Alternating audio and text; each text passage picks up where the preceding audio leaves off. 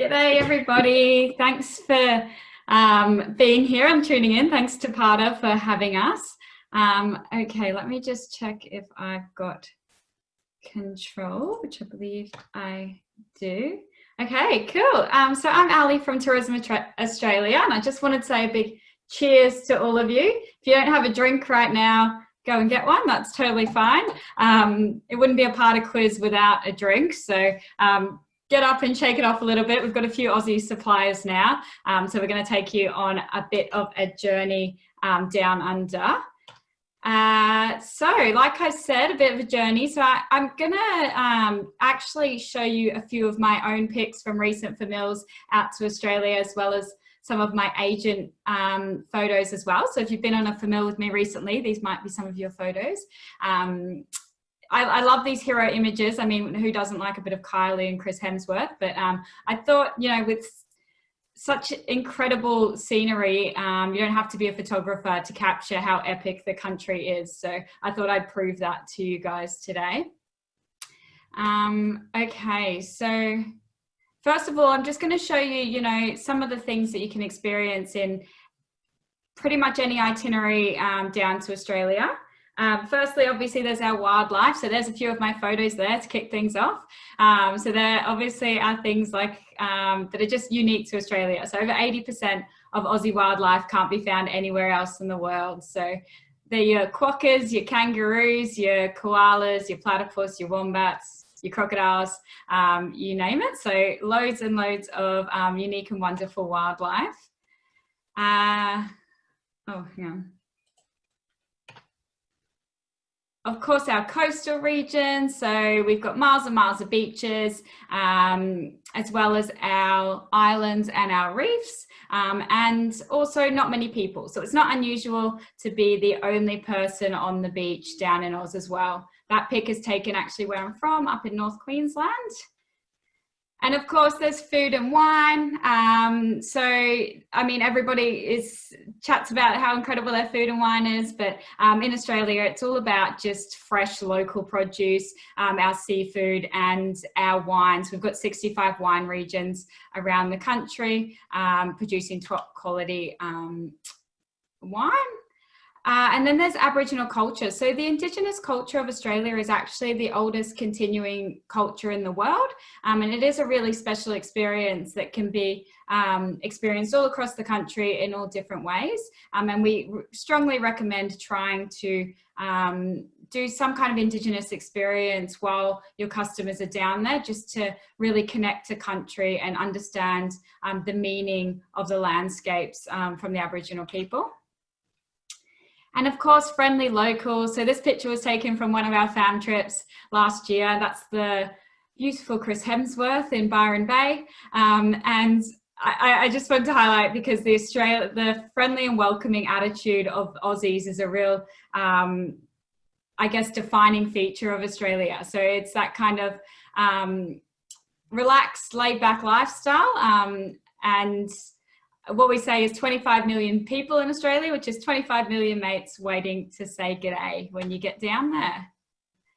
And of course, great weather. So no matter what time of year you visit Australia, it's always hot somewhere, which is a big draw card, particularly for the Brits.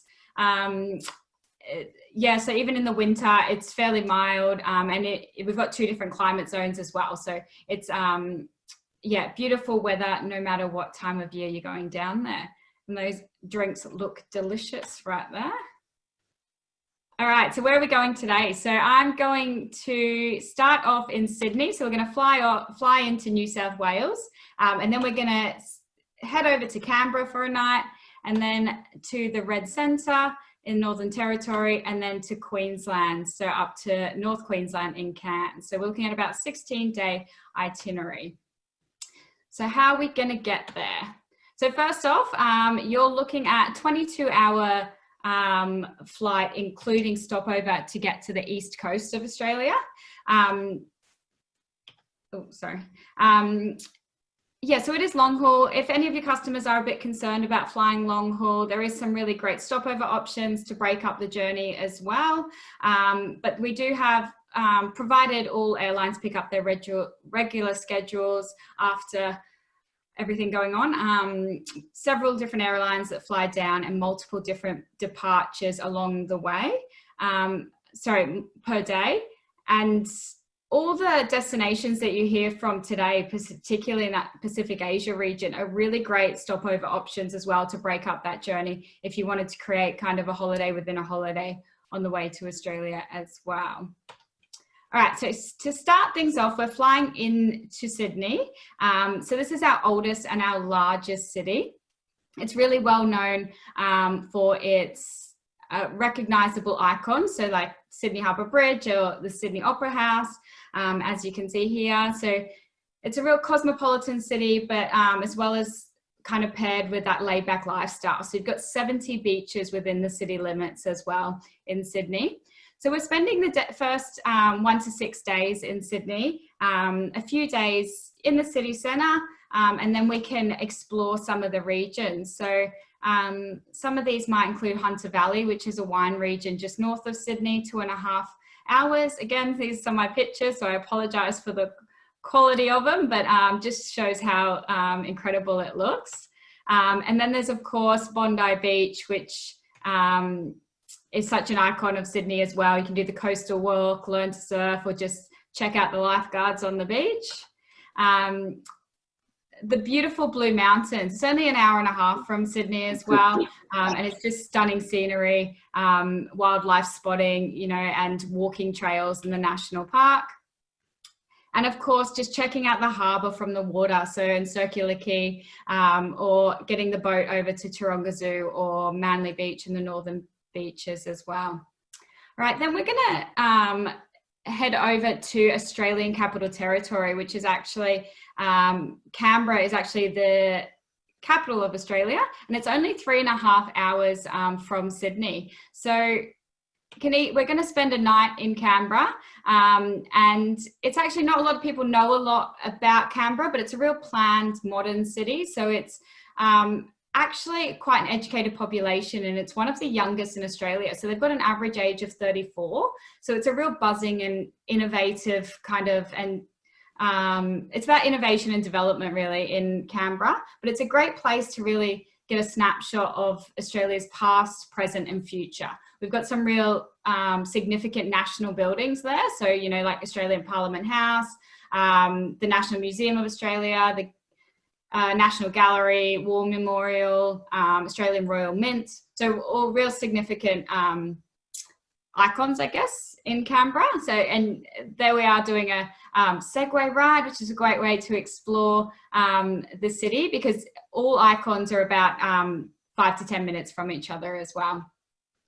Now we're going to fly then to the Red Centre. So let me just show you quickly how you can do this if your customers are asking. If you're not really sure about the geography of Australia, Aussie Specialist Program is our online training platform. So you can super easily just jump on and go to Sales Resources and the interactive map.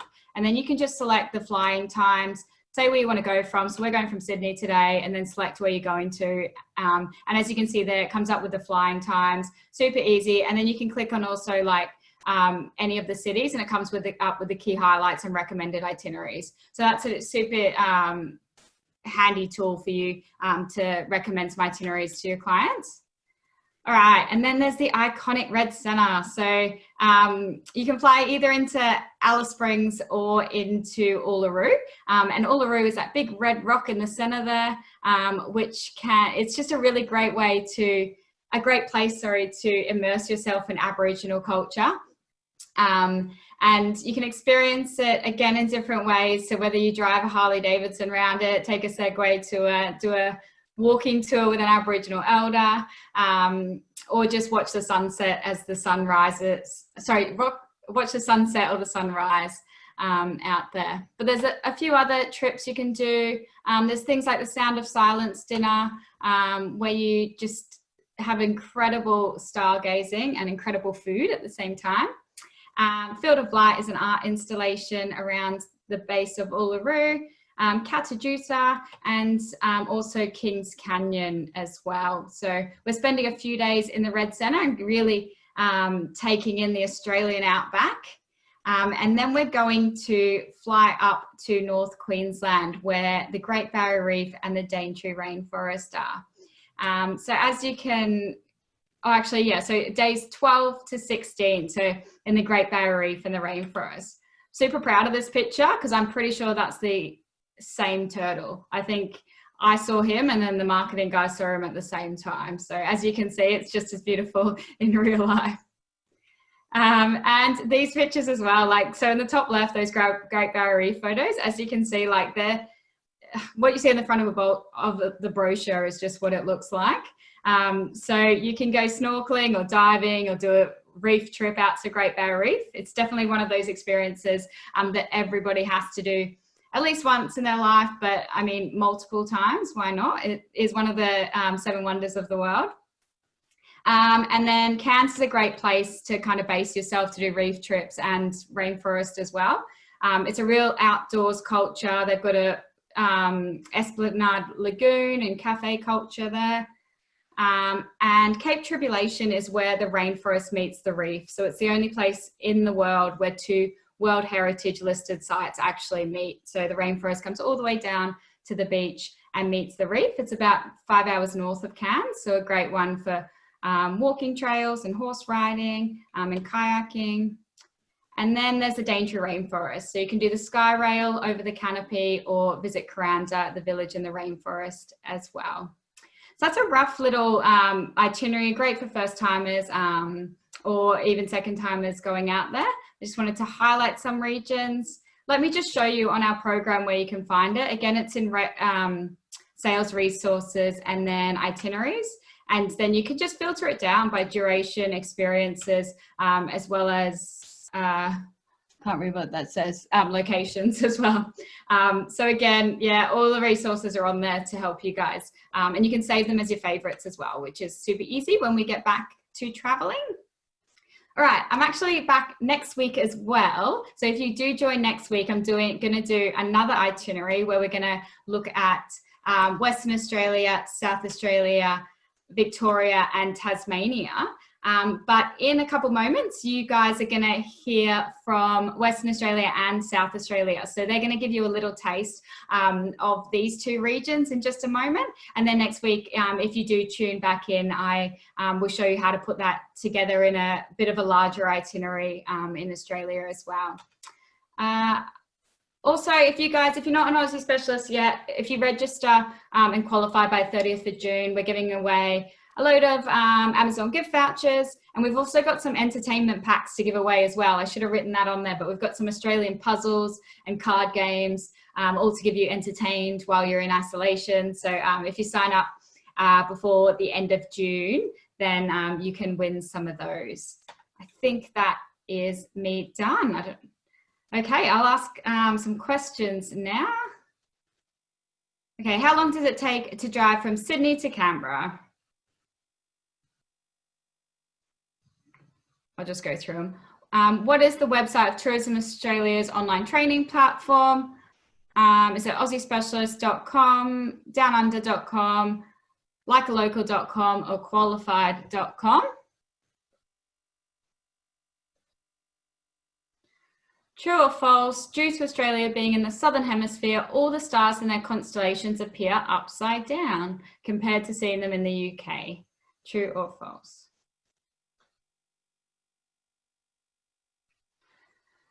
Australia has many native animals. What percentage are unique to Australia? Was it over 40, over 50, over 60, or over 80?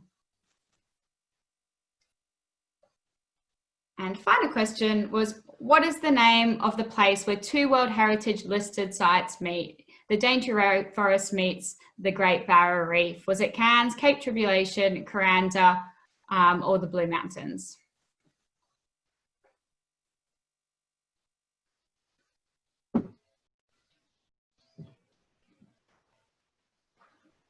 Okay, first one, 3.5 hours, that's correct. Answer from Sydney to Canberra.